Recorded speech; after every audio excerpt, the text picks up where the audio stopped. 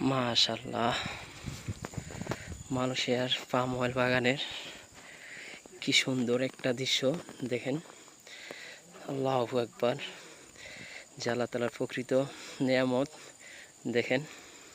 খুব সুন্দর একটা জায়গার মধ্যে কতগুলা মধু পোকা বাসা করছে এই মালয়েশিয়ার পাম অয়েল বাগানের ভেতর। দেখেন খুব সুন্দর একটা দৃশ্য দেখার মতো। খুব কাছ থেকে ভিডিও করা হচ্ছে, আপনারা দেখলে খুব নিজেকে মানাতে পারছি না যে এত কাছ থেকে যে মধু পোকার বাসার সামনে যে ভিডিও করতেছি। দেখেন